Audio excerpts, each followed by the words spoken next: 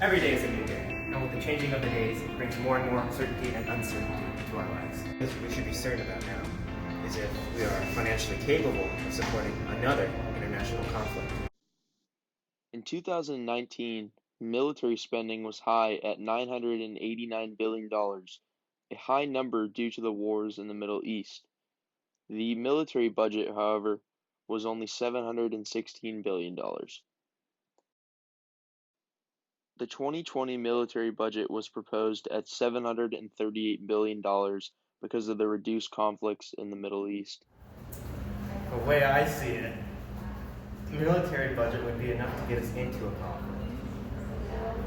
But don't take my word for it. Take it from someone who worked closely with the military budget.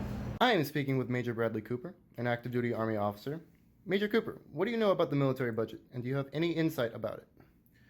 I know as much as most of the American people, and it's been briefed by my superiors. But I'm not a true expert in the military budget for 2020. But I will be happy to answer as many questions as you propose. All right. So, do you believe that the current budget outlines could support a new conflict, and why or why not? Yes, I do believe that the budget that has currently been passed on the 19th of December 2019 can support future conflicts and the American people. But I also want to read you some things from the National Security Strategy that was put out by the President. So as described in the President's National Security Strategy of 2019, the government's fundamental responsibility is to protect the American people, the homeland, and the American way of life. An America that is strong and prosperous at home is an America capable of defending its interests and advancing its influence abroad. While America possesses enduring national strengths, we face an era of increased strategic competition, global challenges, and erosion of U.S. comparative military advantage.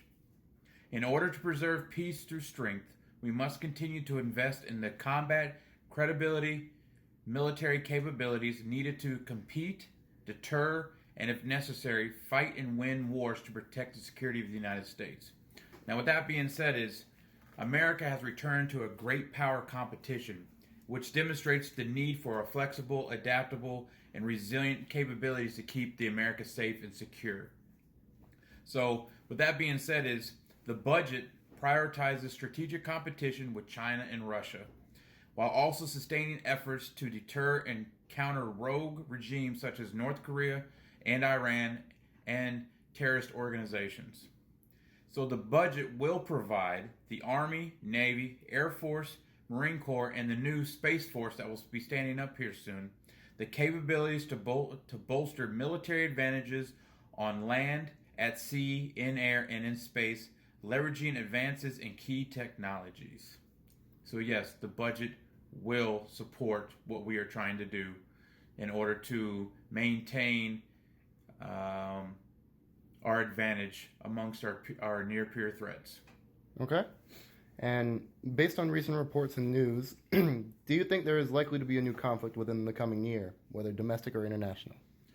I would say no, and it all falls down to one word, is diplomacy. So the Secretary of State, along with the Secretary of Defense and the President and all their staffs, are working diligently with our foreign adversaries, such as North Korea and Iran, in order to de-escalate the nuclear threats that are out there.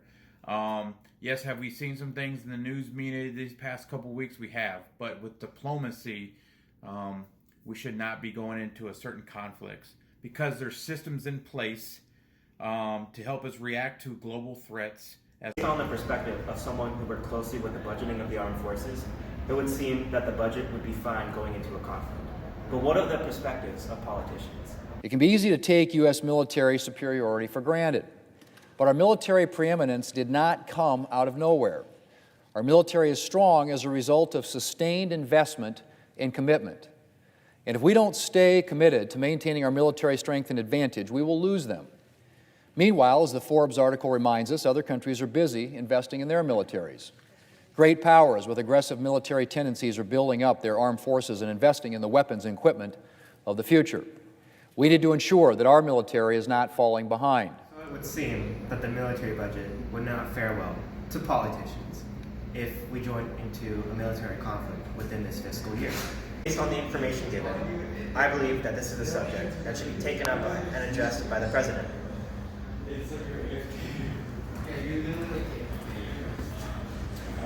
We as Americans deserve the right to know that we are truly prepared for whatever the next day brings.